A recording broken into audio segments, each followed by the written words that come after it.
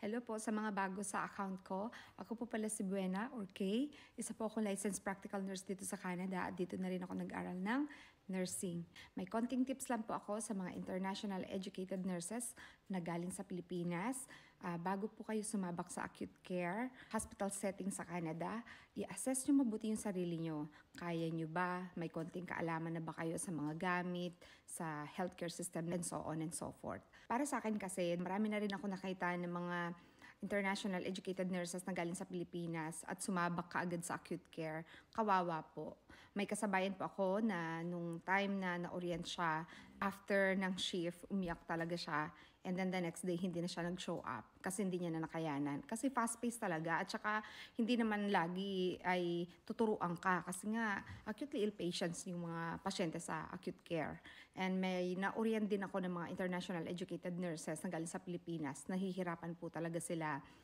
For example na lang yung pag-assess sa pasyente, hindi ma-execute ng tama, yung pag-administer ng certain medications, hindi alam kung paano, although orientation, syempre i-guide talaga. Pero paano kung mag-solo ka na? Kasi ilang araw or ilang gabi lang naman ang orientation. So kapag nag-solo ka na, di kawawa ka.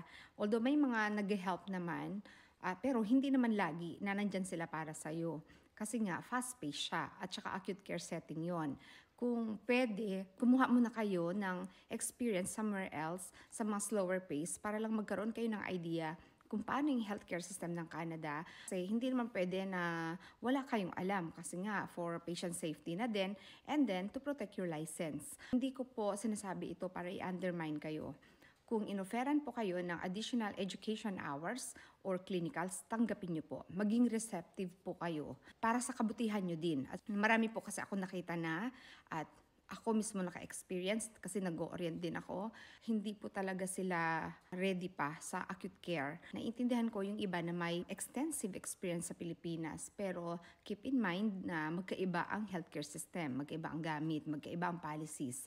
So, gawan nyo ng favor ang sarili nyo. Kumuha muna kayo ng experience, magkaroon muna kayo ng idea or tanggapin kung may mga offer na additional education hours or di kaya clinicals para lang hindi kayo kaagad sasabak sa floor na magmumukha kayong kawawa at hindi nyo ma-appreciate ang hospital setting at the end of the day. Additional lang last, provinces na kahit sabihin mong Canada yan, magkakaiba kami ng mga gamit. For example na lang yun sa mga smart pumps, sa mga medications administrations, magkakaiba po ang mga policies dito sa Canada. So, yun lang.